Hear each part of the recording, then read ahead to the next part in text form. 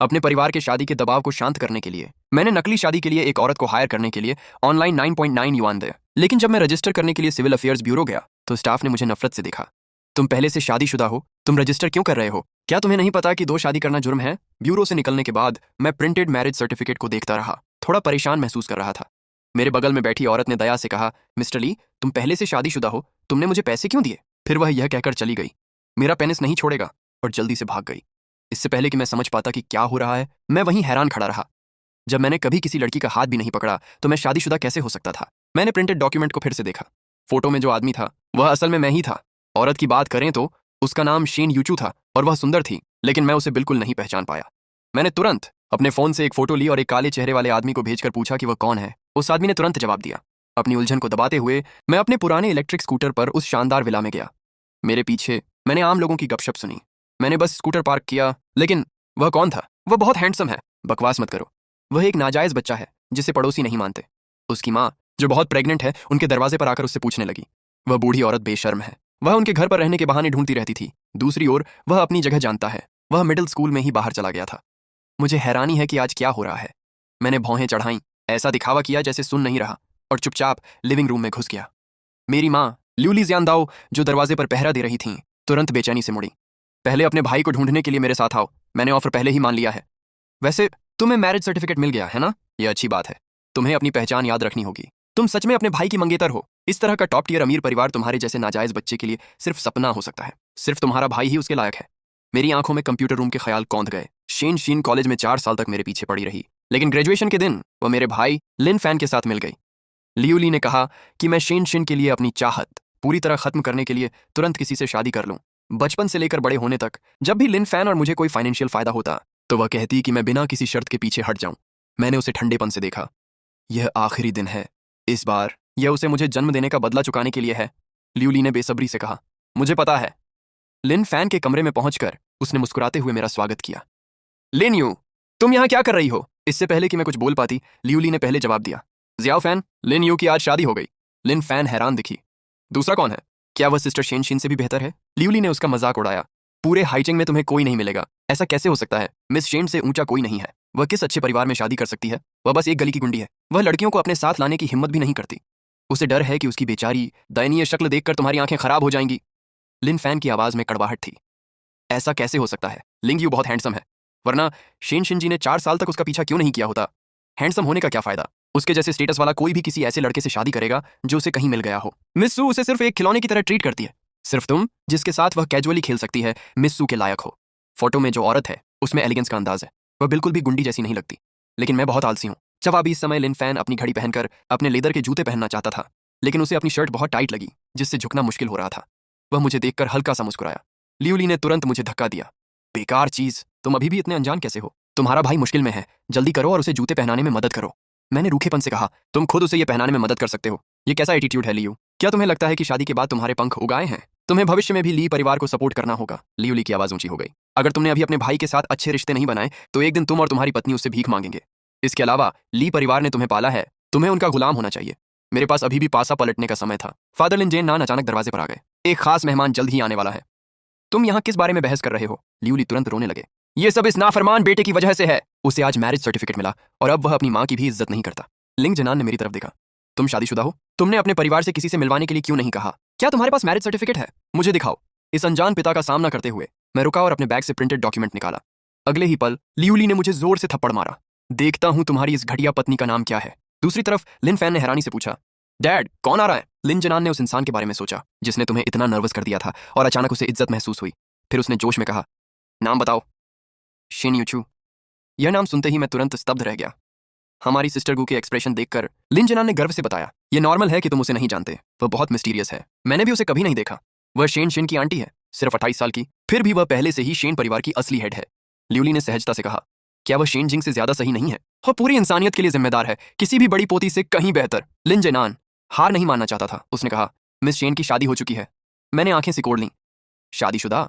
अगर marriage certificate पर लिखा इंसान सच में वही है तो जब वह जुवेनाइल डिवीजन से पूछताछ करने आएगी तो उसे पता चल जाएगा कि क्या हो रहा है। लियूली थोड़ी निराश हुई। वह, उसका पति कौन है? उसने जियाओ फैन से भी ज्यादा किसी से शादी की है? लिन जनान ने गहरी सोच में डूबकर भौहें चढ़ाईं।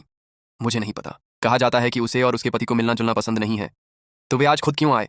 उसने धारा प्रवाह और पक्के तौर पर कहा, जरूर जाओ, फैन बहुत ज्यादा शानदार है, जिससे शेन परिवार का ध्यान उसकी तरफ गया है। ये कहने के बाद उसने बिना पढ़ा हुआ प्रिंटेड डॉक्यूमेंट मेरे हाथ में वापस थमा दिया। लिन फैन का हाथ पकड़ा और उत्साह से मजाकिया अंदाज में देखा। वह लिन की मां से भी ज्यादा परेशान लग रहा था। इसी समय बटलर शेन परिवार को याद दिलाने के लिए ऊपर आया कि वे जल्द ही आ रहे हैं। लिन जनान जल्दी से नीचे आया और मेरे पास से गुजरते हुए यूं ही कहा, तुम बहुत समय से घर नहीं आए हो, जाने से पहले शादी में एक ड्रिंक ले लेना। मैंने सिर हिलाया। मैं रुककर देखना चाहता हूं कि शेन यूचू असल में कौन है। कमरे के अंदर शीशा लिन फैन को देखकर, जो एक अमीर लड़की से शादी करने की तैयारी कर रही थी, मैं अपनी खुशी दबा नहीं सका। 20 साल से भी पहले अगर मैडम लिन ली शिया न होती तो लिन जन्नान से शादी करने वाली लियू ली होती। वह ली शिया से नफरत करती थी, इसलिए बदला लेने के लिए ली शिया ने उसी दिन हॉस्पिटल में बच्चों की अदला बदली कर दी। अब उसका असली बेटा लिन फैन लिन परिवार का युवा मालिक बन गया था, जबकि मैं सच्चा युवा मालिक एक नफरत किया जाने वाला नाजायज बच्चा बन गया था। नीचे जाने के बाद मैं सीढ़ियों के पास परछाइयों के सहारे झुक गया, दरवाजे को घूरता रहा, शेन परिवार के आने का इंतजार करता रहा। मुझे नहीं पता कि कितना समय बीता था जब मैडम लिन ली शिया एक नौकर के सहारे नीचे आईं। उन्होंने बैंगनी रंग का चियोंगसम पहना हुआ था, उनका फिगर पतला था और उनके पूरे शरीर से एक पढ़ा लिखा सा एहसास निकल रहा था। एक आम आदमी ने फुसफुसाकर कहा, मैडम आपकी तबीयत ठीक नहीं है, शायद आपको नीचे नहीं आना चाहिए। मैडम लिन ने खांसते हुए सिर हिलाया। नहीं, मैं जियाओ फैन का जरूरी दिन मिस नहीं कर सकती। मैंने उसे पीछे हटते हुए देखा। मेरी आंखें गुस्से से भर गईं। ये सच में मजेदार है। लिन परिवार में वही मेरा एकमात्र सहारा थी। जब मैं छोटी थी तो ल्यूली अक्सर मेरे साथ खाना नहीं खाती थी। एक बार मैडम लिन ने उसे ऐसा करते हुए पकड़ लिया और तब से वह हर दिन बगीचे में मेरे लिए कुछ खाना छोड़ देती थी। उसने 12 साल तक ऐसा किया। अगर मैडम लिन की मेहरबानी न होती तो मैंने बहुत पहले ही हार मान ली होती। मैडम लिन को और ज्यादा हैरान होते देखकर और उनकी रुक रुक कर खांसी सुनकर मैं चिंता से भौहें चढ़ाने लगी। तभी दरवाजे पर आवाज आई। शेन परिवार आ गया था। लिन जेनान और उनकी पत्नी ने दरवाजे पर उनका स्वागत किया। कुछ प्यार मोहब्बत के बाद वे एक तरफ हट गए और ग्रुप एक बड़े जुलूस के रूप में अंदर आया। मैंने तुरंत शेन यूचू को देखा। उसका चेहरा फोटो से भी ज्यादा सुंदर था। उसका व्यवहार शांत और तेज था। उसने अचानक मेरी तरफ देखा, मेरी नाराजगी को नोटिस किया। उसकी तेज नजर ने मेरे दिल की धड़कन बढ़ा दी। मैं उसकी आंखों में इमोशन देखना चाहता था, लेकिन शेन यूचू ने दूसरी तरफ देख लिया। इससे मैं थोड़ा कंफ्यूज हो गया। उसने मुझे पहचाना या नहीं। लिन जेनान मुस्कुराई और तारीफ की। मिस शेन, आपके पति कहाँ हैं? क्या वह आपके साथ नहीं आए? जैसे ही उसने ये कहा, मुझे लगा कि शेन यूचू ने फिर से मेरी तरफ देखा। वह अवेलेबल नहीं था। इस तरफ भीड़ उसे रिसेप्शन रूम की तरफ ले गई और शेन शेन, जो 4 साल से मेरा पीछा कर रहा था, उसके पीछे पीछे आ रहा था। फॉर्मल ड्रेस पहने हुए वह कॉलेज के दिनों की तुलना में ज्यादा मैच्योर और शांत लग रहा था। उसने मुझे नहीं देखा, बस लिन फैन के साथ बेसुध होकर बातें कर रहा था। मैं चुपचाप वहीं खड़ा रहा। तभी लियू ली ने मेरा हाथ पकड़ लिया। उसने धीमी आवाज में लिन यू को डांटा, तुम अभी भी यहाँ क्या कर रहे हो? क्या तुमने अभी तक शेन शेन को छोड़ नहीं दिया है? उसे बताओ कि वह अब तुम्हारी भाभी है। मैंने उसे टाल दिया और एक मजाकिया मुस्कान के साथ अपना चेहरा बंद कर लिया। चिंता मत करो, मुझे झांकसान में कोई दिलचस्पी नहीं है। मिस्टर लिंग ने मुझे अपनी शादी में ड्रिंक के लिए रुकने के लिए कहा था। उन्होंने बोर्ड मेंबर्स को बुलाया था। मैंने लिंग झेनन को मिस्टर लिंग कहकर बुलाया। खून बहते जितर की तस्वीर, ये बस उसकी विनम्र बात थी। तुमने सच में इसे सीरियसली लिया? मैं देख रहा हूं कि तुम्हें सच में अपनी लिमिटेशन नहीं पता। मैं भी आज जैसे मौके पर लिन परिवार को शर्मिंदा नहीं कर सकता। तुम कमीने इज्जत की जगह लेने की हिम्मत कैसे कर रहे हो? अभी यहाँ से चले जाओ, मैंने बेसब्री से कहा। बोलने ही वाला था, तभी मैंने देखा कि चेन यूचू फोन कॉल का जवाब देने के लिए बालकनी की ओर जा रहा है। मैं जल्दी से मुड़ा और उसके पीछे गया। जैसे ही मैं पास पहुंचा, चेन यूचू जो फोन पर था ने फोन काट दिया। फिर उसने मुझे ठंडी आंखों से देखा। उसकी खतरनाक नजरों से मिलते हुए मैं रुक गई। मैंने अपने होंठों पर मुस्कान ला दी और हिचकिचाते हुए उसे वाइफ कहा। चेन यूचू की आंखें ठंडी रहीं। मैं उसे ध्यान से देख रही थी, उसका रिएक्शन देख रही थी, लेकिन पता सुनते ही जैसे ही उसने मुझे देखा, उसकी ठंडक और बढ़ गई। बिना किसी इमोशन के वह जाने के लिए मुड़ा। मैं जल्दी से आगे बढ़ी और उसका रास्ता रोक लिया। तुमने मुझे नहीं पहचाना? शेन यूचू ने मेरी तरफ देखा। मेरे रास्ते से हट जाओ। क्या मैं तुम्हें जानूं? सर, मैं शादीशुदा हूं। प्लीज थोड़ी सेल्फ रिस्पेक्ट रखो, मैं थोड़ा बिजी हूं। ये आदमी साफ तौर पर मुझे नहीं पहचानता था, फिर भी शादीशुदा होने का दावा कर रहा था। क्या सिविल अफेयर्स ब्यूरो ने गलत जानकारी रजिस्टर की है? मैंने पूछा। तुम्हारा पति कौन है? तुम्हारा कोई काम नहीं। ये फिर से वही 4 ठंडे रूखे शब्द थे। मैंने मैरिज सर्टिफिकेट की कॉपी निकाली और उसे दे दी। मिस शेन, क्या यहाँ लिस्ट में जो औरत है वह तुम नहीं हो सकती? शेन यूचू की नजर नानफैंग नाम पर पड़ी। उसने मजाक में कहा, मिस्टर लिन, युआन तलवार महंगी नहीं होती है ना? आपको कम से कम नकली डॉक्यूमेंट बनाने में ज्यादा प्रोफेशनल होना चाहिए। इससे पहले कि वह बोलना खत्म करता, लिविंग रूम में वापस आकर वह छोटे से गार्डन से पार्किंग लॉट की तरफ बढ़ा। मैं उसका पीछा करने लगा। कुछ साफ करना चाहता था, लेकिन 2 बॉडीगार्ड ने मुझे रोक लिया। मैंने पीछे हटते हुए उसे आवाज दी, मिस शेन, यह आईडी असली है। अगर आपको मुझ पर यकीन नहीं है तो आप सिविल अफेयर्स ब्यूरो में चेक कर सकती हैं। शेन यूचू अपनी कार में बैठे और चले गए। उनका पर्सनल असिस्टेंट पीछे रह गया। मैं लिविंग रूम में वापस आया और लिन फैन से टकरा गया। उसने अभी अभी मुझे शेन यूचू को परेशान करते हुए देखा था और उसकी आंखें चमक उठीं। लिन जेनान परेशान लग रहा था। मिस शेन क्यों चली गई? क्या आपकी मेहमान नवाजी में कुछ गड़बड़ थी? लिन फैन ने अपनी मुट्ठियां भींच लीं। उसकी आवाज में झिझक थी। मैंने लिन को मिस शेन को परेशान करते देखा। मिस शेन गुस्से में एक मैसेज छोड़कर चली गई। उन्होंने तुमसे कहा था कि अपने परिवार वालों को ठीक से डिसिप्लिन में रखो। क्या लिन की हरकतों के बाद शेन परिवार सोचेगा कि हमारे परिवार की परवरिश खराब हुई है? लिन जेनान का चेहरा तुरंत पीला पड़ गया। इस बीच मैं अपने इलेक्ट्रिक स्कूटर पर शेन यूचू को ढूंढ नहीं पाया। मेरा फोन अचानक बजा। दूसरी तरफ से एक औरत की आवाज आई, बॉस, हमें शेन यूचू की जानकारी मिल गई है। शेन यूचू शेन परिवार के मुखिया की दूसरी बेटी है। अफवाह है कि वह बेरहम और बेरहम है, इसलिए उसे छोटी उम्र में ही विदेश भेज दिया गया था। सबको लगा था कि शेन परिवार सबसे बड़े बेटे शेन शिन के पिता, जो लीडर हैं, को बागडोर सौंप देगा। किसी को उम्मीद नहीं थी कि शेन यूचू पिछले हफ्ते अचानक देश लौट आएगी। हमें नहीं पता कि उसने कौन से तेज और पक्के तरीके अपनाए, लेकिन उसने मुखिया को पद छोड़ने पर मजबूर कर दिया और सीधे शेन ग्रुप का कंट्रोल अपने हाथ में ले लिया। मैंने कहा, उसकी कॉन्टैक्ट जानकारी और शेड्यूल देखो। फोन रखने के बाद मैं उसे फिर से ढूंढने गया। मैंने अपना दिल मलते हुए कहा, हालात थोड़े मुश्किल थे। शेन यूचू जैसे रुतबे वाले इंसान को आज इतना जल्दबाजी में नहीं आना चाहिए था। अब उससे मिलना सच में आसान नहीं है। मैंने उसे पत्नी कहा और गुस्से में उसे जाने दिया। मैंने आह भरी, अपना पिकअप ट्रक स्टार्ट किया और धीरे धीरे घर की तरफ बढ़ा। शहर के हलचल भरे सेंटर से निकलकर एक सबर्बन गांव में पहुंचा। जब मैं जूनियर हाई में अपने पड़ोसी के घर से निकला था तो मेरे पास ज्यादा पैसे नहीं थे और मैं सिर्फ यहाँ एक पुराना घर किराए पर ले सकता था। बाद में मुझे इसकी आदत हो गई और मैं फिर कभी नहीं हिला। घर के ठीक कोने पर 80 या 90 साल की एक बुजुर्ग औरत अचानक सड़क किनारे से निकली। मैंने तेजी से ब्रेक लगाया, यह सोचकर कि यह एक बनावटी एक्सीडेंट है, और लगभग उसे टक्कर मार ही दी। लेकिन मैंने जल्दी से देखा कि बुजुर्ग औरत ने एक साफ सुथरा कोट पहना हुआ था और वहां एक साइन लटका हुआ था जिस पर एक कॉन्टैक्ट नंबर लिखा था। आखिरी नोट पर लिखा था, अगर बुजुर्ग खो जाए तो कृपया इस नंबर पर बार बार कॉल करें, अच्छा इंश्योरेंस कवरेज मिलेगा। साफ था कि उस बुजुर्ग औरत को अल्जाइमर की बीमारी थी। मैंने तुरंत अपना फोन निकाला और साइन पर लिखा नंबर डाला। लेकिन उस हैरान बुजुर्ग औरत ने अचानक मेरी कलाई पकड़ ली। उसकी आंखें चमक उठीं। पोते, तुम मेरे पोते हो? मैंने होंठ हिलाए। आज तुम्हारी दूसरी पत्नी है? 22 साल से सिंगल? मुझे ये मजेदार लगा और मैंने यूं ही पूछा, दादी, आपकी पोती कौन है? उसका नाम क्या है? ओह हाँ, उसका नाम चेन है। चेन फिर से कुछ? मुझे बस नाम याद था, लेकिन मुंह से निकलते ही मैं भूल गया। बुजुर्ग औरत थोड़ी परेशान लग रही थी। उसका मुंह खुल और बंद हो रहा था। मैं ये शब्द नहीं कह सकती, चिंता मत करो बुजुर्ग औरत, अगर तुम्हें याद नहीं आ रहा तो कोई बात नहीं। मैंने उसे भरोसा दिलाया और फोन मिलाया। उसी समय पास की एक गली में शेन यूचू एक मिलिट्री गाड़ी में बैठा था। उसका चेहरा उदास था। उसके सब ओनर्डिनेट लियू कियांग सांस लेने की हिम्मत नहीं कर रहा था। यह मेरी गलती है कि मैंने उस पर ठीक से ध्यान नहीं दिया। बुढ़िया खो गई। वह कुछ नहीं बोली। उसके चेहरे से ठंडक निकल रही थी। बुढ़िया ज्यादातर हैरान थी।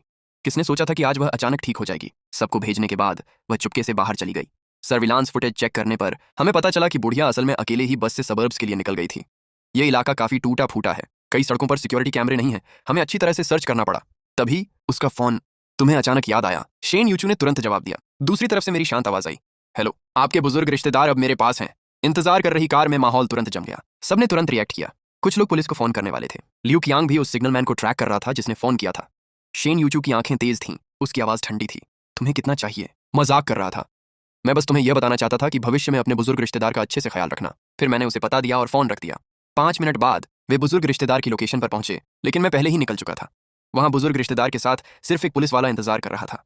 शेन यूचू ने पूछा, दादी, आप यहाँ क्या कर रही हैं? बुजुर्ग औरत ने अजीब तरह से पूछा। मैं अपने पोते पोतियों को ढूंढ रही हूँ, वह पास में ही रहती है। शेन यूचू थोड़ा रुका। दादी, आपका कोई पोता साली नहीं है? यह नामुमकिन है कि मैंने उसे देखा हो। उस बेरहम औरत ने मुझे पुलिस के हवाले कर दिया और चली गई। अरे वैसे क्या मुझे आपका फोन मिल सकता है? शेन यूचू ने उसे अपना फोन दिया और उस बूढ़ी औरत ने अपने कॉन्टैक्ट से कॉलर आईडी अपनी नोटबुक में लिख ली। आखिरकार उसे अपने पोते साली की कॉन्टैक्ट जानकारी मिल गई। वह बहुत खुश हुई। अगली सुबह मुझे यूनिवर्सिटी पार्टी टीचर प्रोफेसर वैन का फोन आया। जैसे ही मैं उनके ऑफिस में घुसा, मैंने देखा कि लिन फैन और लियू ली भी वहां थे। लिन फैन और मैं दोनों हाइचिंग यूनिवर्सिटी में हैं। वह खुद को एक बहुत अच्छी स्टूडेंट मानती है। उसे ओवरशैडो करने से बचने के लिए मैंने जानबूझकर सबसे कम पॉपुलर मेजर एनर्जी और पावर इंजीनियरिंग चुना। हालांकि 2 साल पहले नया एनर्जी सेक्टर अचानक एक हॉट टॉपिक बन गया और लिन फैन ने तुरंत डिपार्टमेंट बदल लिया। यहाँ लिन फैन को नॉर्मल माना जाता है और वह फिर से मेरी क्लासमेट बन गई है। लेकिन लियू ली यहाँ क्यों है? मैं ये सोच ही रहा था कि प्रोफेसर वैन सीरियस दिखे और बोले, लिन्यू, तुम्हारी पोस्ट ग्रेजुएट रिकमेंडेशन कैंसिल कर दी गई है। तुम्हारी माँ ने कहा कि तुम्हारा कैरेक्टर और बैकग्राउंड डाउटफुल है और तुम पोस्ट ग्रेजुएट रिकमेंडेशन के लिए जरूरी शर्तें पूरी नहीं करते। क्या तुम्हारे और तुम्हारी माँ के बीच कोई गलतफहमी है? जल्दी से उन्हें कुछ पैसे दो। तुम्हारा फ्यूचर ब्राइट है। अपनी जिद को खुद को रोकने मत दो। Future prospects. लिन फैन ने आह भरी। लेकिन लिन फैन हमेशा झूठ बोलने में माहिर था। सोचते हुए लिन फैन मेरे पास आया। लिन यू, ये एक प्लेन टिकट है जो तुम्हारे पापा ने तुम्हारे लिए खरीदा है। वह चाहते हैं कि तुम मुसीबत से बचने के लिए विदेश चले जाओ, नहीं तो लिन फैमिली जिंदा नहीं रह पाएगी। मेरी आंखों में इमोशन की एक झलक आई। क्या यह सिर्फ इसलिए नहीं है क्योंकि उन्हें डर है कि मैं लिन फैमिली को फंसा दूंगा? यह देखकर कि मैं इसे एक्सेप्ट नहीं करूंगा। लिन फैन ने एक बैंक कार्ड निकाला। क्या तुम्हें इस बात की चिंता है कि तुम विदेश में नहीं रह पाओगे? ये तुम्हारे लिए मेरा पर्सनल अलाउंस है। यहाँ 50,000 युआन है।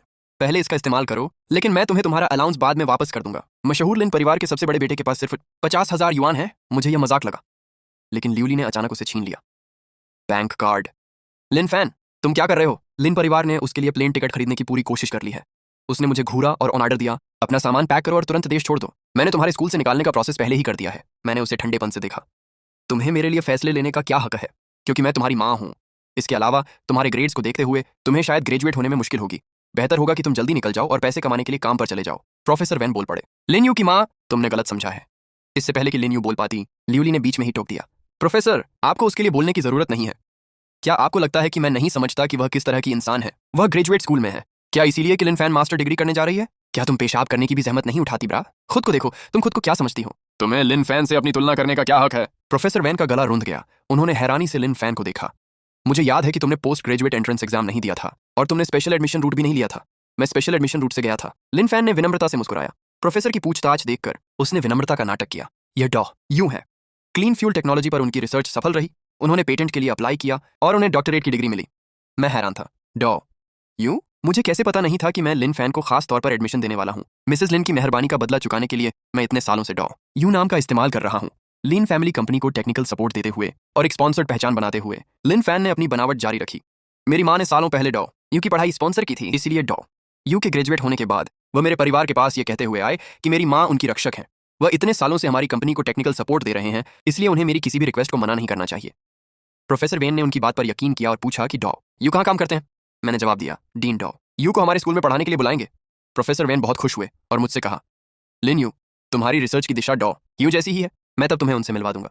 डॉ यू तुम्हारी तरफ से बोलने को तैयार है। शायद बाओ यान को अभी भी उम्मीद हो। लिन फैन ने चिंता का नाटक किया। क्या यह ठीक है प्रोफेसर वैन? शेन परिवार हाईचेंग की राजधानी है। वे हर साल हमारे स्कूल को बहुत सारा रिसर्च फंड देते हैं। डॉ यू आजकल बहुत पॉपुलर है। अगर डॉ यू दखल देने को तैयार हैं तो स्कूल उन्हें जरूर चुनेगा। लिन फैन ने आह भरी। लेकिन डॉ यू ये सिर्फ मेरी माँ की वजह से कर रहे हैं। अगर मैं होता तो वे बिना किसी झिझक के जरूर मदद करते। लेकिन लिन यू मेरे पिता का नाजायज बेटा है और उसका नजरिया मेरी माँ से बिल्कुल उल्टा है। लिन यू, मैं जाकर तुम्हारे लिए डॉ यू से पूछूं? मैंने ठंडे मन से मना कर दिया। लिन फैन अब एक जोकर जैसा लग रहा था। मैंने प्रोफेसर वेन से कहा, प्रोफेसर वेन, आप जानते हैं कि मैं कभी मास्टर डिग्री नहीं करना चाहता था। लियूली ने मजाक उड़ाया। अपना समय बर्बाद मत करो। तुम्हें लगता है कि तुम्हें हाईचेंग में नौकरी मिल सकती है? तुमने मिस शेन को नाराज कर दिया है। सपने देखो। मुझे नहीं लगता कि हाईचेंग में कोई सच में किसी का ध्यान खींच सकता है। अगर तुम्हें सच में नौकरी नहीं मिल रही है तो मेरे टीचिंग असिस्टेंट बन जाओ। प्रोफेसर वेन ने गुस्से में मेरी तरफ मुड़कर धीरे से कहा। मेरा दिल खुश हो गया। प्रोफेसर, मिस शेन और मेरे बीच बस एक गलतफहमी है। ये जल्द ही ठीक हो जाएगी। तुम्हें चिंता करने की जरूरत नहीं है। लिन फैन ने अपनी मुट्ठी भींच ली। उसका लहजा मजाकिया था। लिन यू, क्या तुम मिस शेन को परेशान करते रहोगे? वह पहले से ही शादीशुदा है। ये सच में ठीक नहीं है। लियूली सच में गुस्से में थी। उसने मेरे चेहरे पर थप्पड़ मारा। मैं हैरानी से लियूली को घूरता रहा।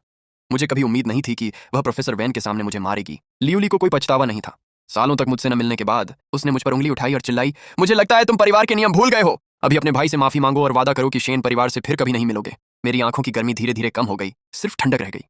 ऐसा लग रहा था कि उसने मेरी बातों को दिल पर नहीं लिया कि यह आखिरी बार है। क्या वह अब भी मुझे वही ना समझ लड़का समझती थी जो लिन फैन का हुक्म मानता था और उसकी इज्जत करता था? तो फिर मुझे बेरहम होने का इल्जाम मत दो। क्योंकि उससे बात करने में नाकाम लिन फैन किनारे से देख रहा था। उसके अंदर घमंड की लहर उठ रही थी। जब वे बच्चे थे तो वह हमेशा उसका हुक्म मानता था। बेइज्जती या मार खाने पर कभी बदला नहीं लेता था। बाद में जब वह दूर चला गया तो वह कॉलेज में उससे फिर मिला। वह अब भी वही बेचारी डरपोक लड़की थी, फिर भी वह उसके सामने गर्व से खड़ी थी। क्या इतने सालों तक बिना लड़े रहने के बाद वह अपनी जगह भूल गई थी? आज उसने लियूली को वह सबक सिखाया। जैसे ही लिन फैन ये सोच रहा था, उसने उसे धीरे धीरे अपनी ओर आते देखा। जैसे ही वह मुस्कुराई, ये सोचकर कि वह माफी मांगने वाला है, उसने अचानक ऊपर देखा और उसके चेहरे पर जोर से मुक्का मारा। लिन फैन का सिर घूम गया। उस वार ने उसे हैरान कर दिया था। लियूली दहाड़ी और झपटी। इधर आओ। लिन यू ने कहा, तुमने उसे क्यों मारा? मैं घूमी। मेरे शरीर से एक जानलेवा आभा निकल रही थी। लियूली मेरा रूप देखकर हैरान रह गई। तुम क्या कर रहे हो? एहसान फरामोश, मैं तुम्हारी माँ हूं। क्या तुम मुझे हाथ लगाने वाले हो? मेरी आवाज ठंडी थी, हर शब्द अलग था। तुम एक ऐसी माँ हो जिसे अपने बच्चों की परवाह नहीं है, इसलिए मुझे एक नाजायज बेटा होने का इल्जाम मत दो। अब मेरी जिंदगी में दखल मत दो। अगर तुमने मेरे साथ कुछ किया तो मैं लिन फैन से 10 गुना बदला लूंगी। मैंने दूसरी तरफ देखा और प्रोफेसर वैन को झुककर प्रणाम किया। पिछले 4 सालों में उनकी देखभाल के लिए उन्हें धन्यवाद दिया और कहा कि मैं अपने मामले सुलझाने के बाद वापस आऊंगी। यह कहने के बाद मैं बिना किसी हिचकिचाहट के चली गई। हिचकिचाते हुए मुड़ी और चली गई। जब मेरा शरीर कमरे से गायब हो गया तभी लियूली को धीरे धीरे होश आया। जैसे ही मैं स्कूल के गेट से बाहर निकली, जी यू ने आवाज दी।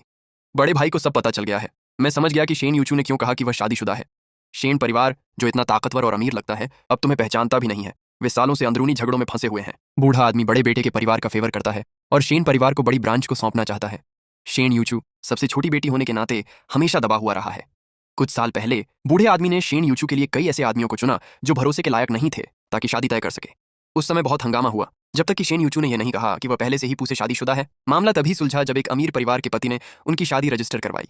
इस पति की बात करें तो वह काफी दिलचस्प है। वह कभी पब्लिक में नहीं दिखा और कभी शेन परिवार की किसी दावत में शामिल नहीं हुआ। इसलिए सच तो यह है कि जीयू रुकी, जवाब को सीक्रेट रखने की कोशिश कर रही थी। लेकिन इससे पहले कि वह कुछ कह पाती, मैं समझ गया क्या तुम्हें उसका शेड्यूल और कॉन्टैक्ट इन्फॉर्मेशन मिल गई है? जी यूं थोड़ा हैरान रह गई। मैं अगले कुछ दिनों के उसके शेड्यूल के बारे में मैसेज भेजूंगी। मुझे उसका प्राइवेट फोन नंबर नहीं मिल रहा है। कोई बात नहीं, मैं जाकर उससे बात करूंगी। शेन यूचू जैसे रुतबे वाले इंसान के लिए उसका प्राइवेट फोन नंबर बहुत कॉन्फिडेंशियल होता है। ये नॉर्मल है कि मुझे वह नहीं मिल रहा है। जीयू ने तुरंत गपशप की। वह बॉडीगार्ड से घिरा हुआ है, उसके करीब जाना आसान नहीं है। क्या तुम जबरदस्ती करने का प्लान बना रही हो, या तुम आजकल बस लो प्रोफाइल रह रही हो? मेरे होंठों पर एक मुस्कान आ गई। शेन ग्रुप के एंट्रेंस पर मैंने अपनी डिलीवरी यूनिफॉर्म ठीक की, एक पैकेज उठाया और अंदर चली गई। मैंने रिसेप्शनिस्ट से कहा, यह मिस शेन का पैकेज है, इस पर खुद जाकर साइन करने होंगे। रिसेप्शनिस्ट ने मुझे ऊपर जाने देने से पहले सेक्रेटेरिएट में फोन किया। मैं प्राइवेट एलिवेटर से 28वीं मंजिल पर गई। बाहर निकलते ही पूरा सेक्रेटेरिएट डिपार्टमेंट मेरे सामने फैला हुआ था। वहां 100 से ज्यादा लोग काम कर रहे थे, सभी अकेले शेन यूचू की सेवा कर रहे थे। सेक्रेटरी जो मेरा कमरा लेने आई थी, उसके पीछे पीछे मैं आसानी से प्रेसिडेंट के ऑफिस पहुंच गया। मैंने दरवाजा खटखटाया और अंदर से एक अच्छी आवाज आई, अंदर आ जाओ। जैसे ही मुझे लगा कि मैं शेन यूचू से मिलने वाला हूं, अचानक एक आदमी ने मेरा रास्ता रोक लिया। लियू कियांग ने मुझे देखे बिना ही कहा, रुको मिस्टर लिन, तुम यहाँ क्या कर रहे हो? लियू कियांग का चेहरा उदास था। उसे याद था कि कैसे मैंने कल लिन परिवार के घर पर शेन यूचू को परेशान किया था, और शेन यूचू ने मुझसे कोई शिकायत नहीं की थी। आज मैंने इतना घमंडी होने की हिम्मत की थी, यहां तक कि उसे परेशान करने के लिए डिलीवरी मैन का भेष भी अपना लिया था। उसने 2 बॉडीगार्ड को बुलाया। क्या हो रहा है? बिना पहचान चेक किए कोई भी टॉम, डिक या हैरी ऊपर की मंजिल पर आ सकता है।